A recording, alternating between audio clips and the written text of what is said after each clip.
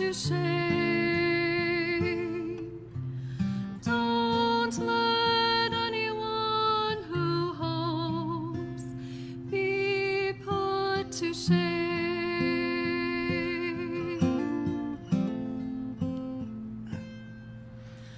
Don't let anyone who hopes be put to shame, be put to shame.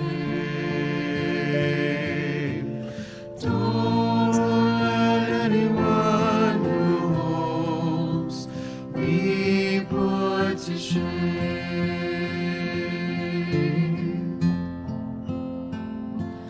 Don't let anyone who hopes in you. Don't let anyone who hopes in you. Don't let anyone who hopes be put to shame.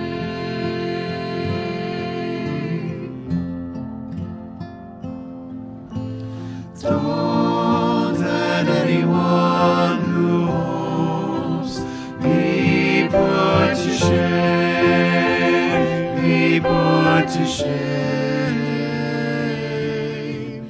Don't let anyone who hopes be put to shame.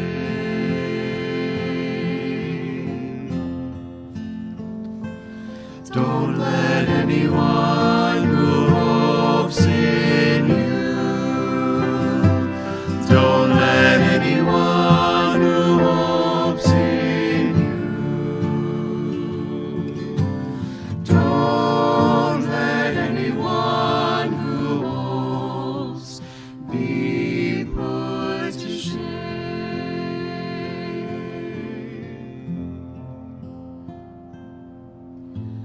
Don't let anyone who hopes be put to shame.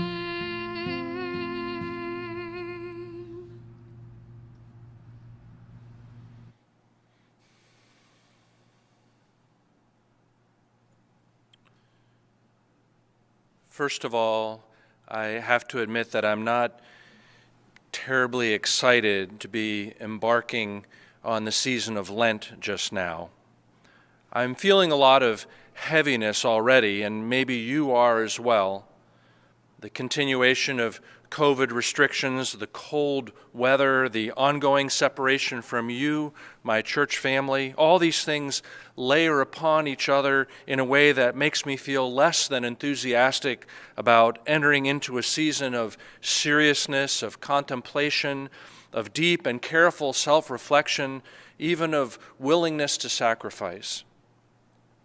And on top of that, the scriptures I have selected from the lectionary to guide us through this season, verses from the Psalms, have their own heartfelt heaviness. And the particular words that rose out of those texts as our theme words for the season have their own intensity and heaviness. The first 4 weeks prove that out with the words shame, suffering, warned, distress. Do we really need more intensity in a time that already feels intense? Do we need more heaviness in a time that already feels heavy? I suppose you could say that no, we don't need more intensity, more heaviness. But at the same time, we might do well to recognize that there is no spiritual gain for us in trying to avoid, to skate past the times in which we find ourselves.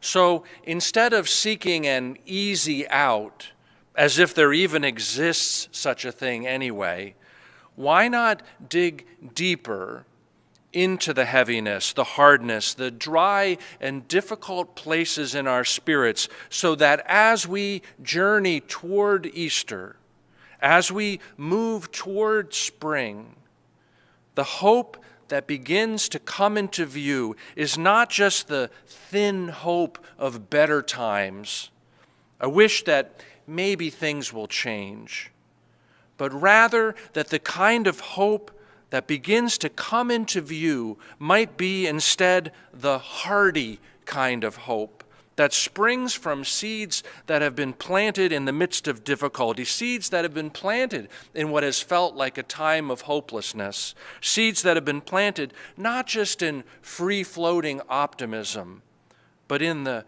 dark and rich soil of waiting, of trusting, of being honest about how hard things have been. So if we will allow ourselves to do this deep and difficult work of Lent, this could be a time when we perhaps reluctantly, but intentionally and even courageously dig into some hard things and prepare the ground for some better things. As we step into the challenging places of self-understanding, of spiritual seeking, of honesty, we need to do one more thing as well, I think. We need to also make an intentional commitment that we will not stay stuck in the difficult places. We will not give in to the paralysis of spirit. Instead, we commit to a journey of awareness that we trust will lead to new growth, just as eventually winter will give way to spring, and death will give way to resurrection. So, even if we don't feel like it, don't feel like doing Lent, we can do this, right? We can take on the hard themes and thoughts of Lent. We can imagine ourselves to be like the bulbs that are going to be given to the congregation today in drive-through fashion, and in the days ahead following through with delivery. We can claim our potential as vessels of life and growth, hard and dry now, perhaps, but soon showing forth green growth. We can start with difficult things, difficult themes, and then find our way along a path of possibility and hope. And we can do this. We will do this through this season. The first word of our scriptural theme words for Lent, then, is shame. From these verses in Psalm 25. I offer my life to you, Lord. My God, I trust you. Please don't let me be put to shame.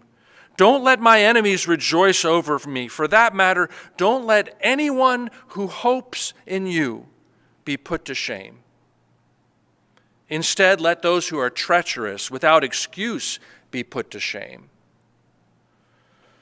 The word focuses on the word shame, but the phrase that shows up several times in those verses is actually to put to shame. Please don't let me be put to shame.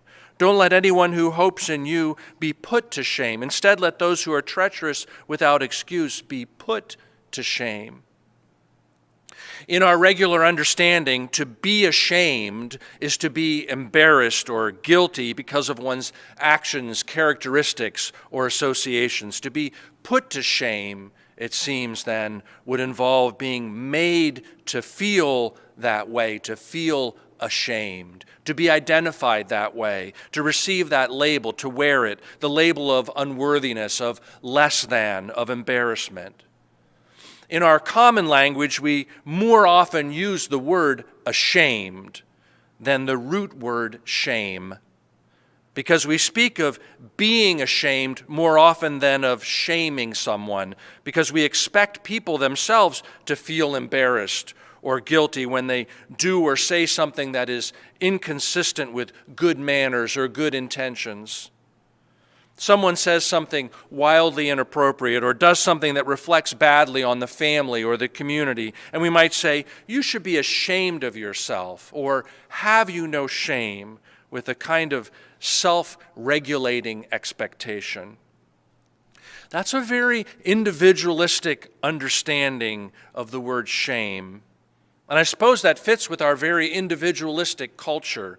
But the power of shame, of being ashamed, really only works if the person has a conscience for the community, or a desire to be well thought of. If the person who should be ashamed cares little for community standards or little for the damage done to relationships by bad behavior, then shame has no hold over them. Such people cannot self-regulate, won't. But if a person has a conscience that connects them to the community, and they value the way they are seen, and they want to have the approval of the community or the approval of someone whose opinion they value or whose emotional connection they need, then shame can be a powerful force. The words, "you should be ashamed of yourself," or "have you no shame," can become, at the very least, a stinging slap, something that awakens a strong feeling of remorse. Shame in that context, where failure to be who you said you were or to hold up the expectations of your circle of relationship, as it is named as well as felt in an internalized, character-questioning kind of way, can call us to awareness, maybe even remorse. Now, if such a moment of being called out turns out to be a learning moment, a moment of fresh awareness, of confession, and ultimately repentance, then shame has done its good work. But if that shame message, that sharp message of failure and disappointment and embarrassment is not worked through and instead solidifies into an internalized part of one's own permanent self-understanding, then shame is damaging. Or let me put it this way: our conscience is meant to guide us away from wrong behavior in relationship to those around us and in relation to our own held values, to guide us away from those negative things and to turn us back toward right behavior. Shame at its best can serve as a trigger that alerts our conscience. But shame can also be solidified into something that bangs around inside us, causing internal injury rather than reforming us. If shame is taken in without sparking some kind of redemptive change, then it becomes a permanent part of one's self-understanding. And when that happens, the potentially corrective energy of embarrassment or failure can instead become a permanent wound, a wound on one's character and self-understanding. Shame is a little like an abrasive cleanser. Sometimes you need something strong to loosen the grit and grime. But if you leave a harsh abrasive sitting on the porcelain surface too long, or you fail to rinse it off afterwards, it can damage the surface, sometimes forever. And then shame can become toxic. This past week, one morning, in the wee hours of the morning, what I consider nighttime, I got a call from my son at college. When the phone rings at 1:30 in the morning, you usually assume it's not good news. And when it is your child, your heart clenches. It wasn't good news. He had hurt himself when he was out sliding down a long sledding hill. He needed to go to the hospital. He wanted to talk through what to do. Now, there was a time when I would have given him not only the advice he was seeking, but I would have given him a shame talk. What foolishness were you up to? What were you thinking? Don't you have any good sense? But I didn't do that.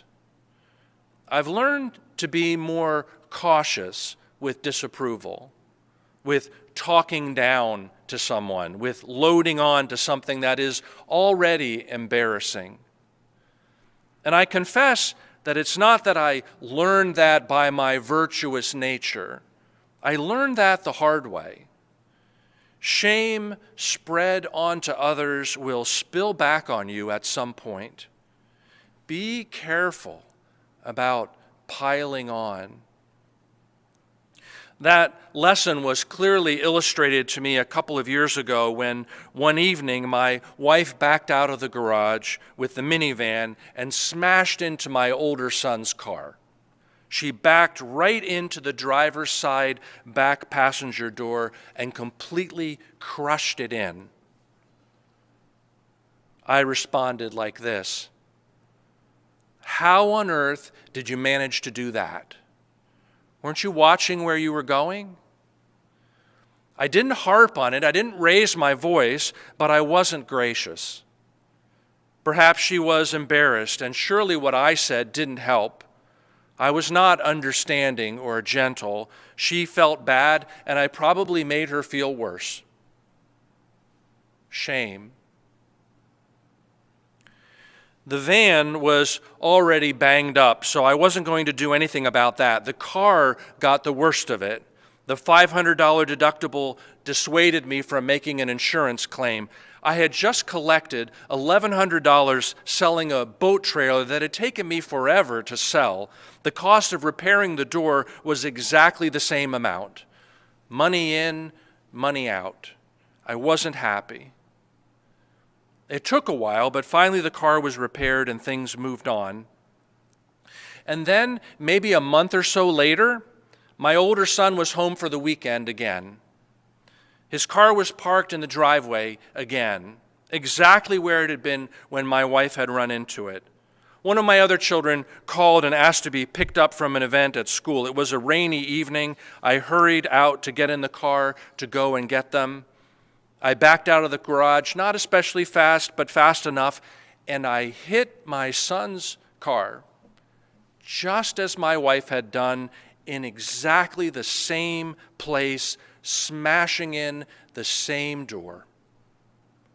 I was so completely dismayed, ashamed of not only my mistake, but even more so remembering the way I had treated my wife when she had done the same thing. I suddenly understood the answer to my questions. How on earth did you manage to do that? Weren't you watching where you were going? The answers were, I don't know. I thought I was watching where I was going, but I was in a hurry, and the car is lower than my SUV, and I forgot it was there, and I just didn't see it. Now, the grace in the story is that my wife didn't say, I told you so. She smiled and said, I know how you feel. And my son didn't say, you did what? I have to get the car fixed again? He said, it's okay, I'll look for a door at the junkyard this time. I think I can fix it myself. And by their grace, I learned something, that most of us don't need someone else to shame us. We are hard enough on ourselves. What we need is someone to accept us, to forgive us, to tenderly help us to overcome our mistakes. And then the shame we feel teaches us rather than traumatizing us. Back to this past week, I did not sleep well after that 1:30 a.m. call from my son. I was worried about him. I tossed and turned the rest of the night. When he finally texted me again at 5 a.m. as he was leaving the hospital with his separated shoulder, he apologized for waking me up. Super ridiculous was his assessment of what he had done. I said, it's okay. Love you, he texted to me.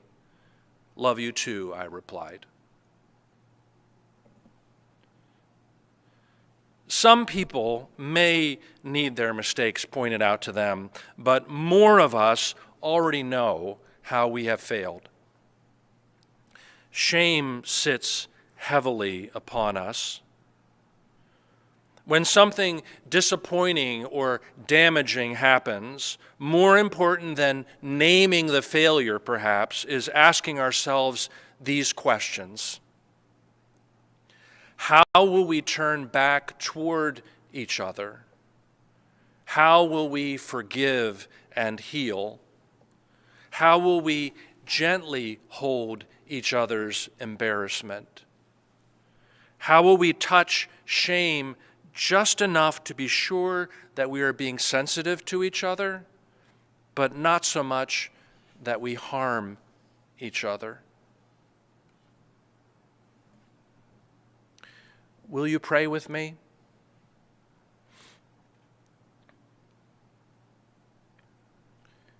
We are, most of us, dear God, already struggling with thinking we are less than, or unworthy, or failures in terms of could and should. We don't need more criticism or more reminders of how we've come up short. Even those who bluster about their success or importance are struggling with their inadequacy. But if a little shame would make us more sensitive to the ways we have breezed past the need for accountability or compassionate action, then give us a small dose of embarrassment for having missed the boat. On the other hand, if we are already mired in shame from childhood, from failure after failure, from impossibly high standards we have set for ourselves or that we think others have set for us, then release us, dear God. Release us and heal us. Do not let us swallow whole the message that we are not worthy of love. Show us instead that grace is all around us. Bring us back into the community of accountability, but also the community of acceptance. We trust in your healing love through Jesus Christ. Amen. Please join me in some continued moments of silent prayer and reflection.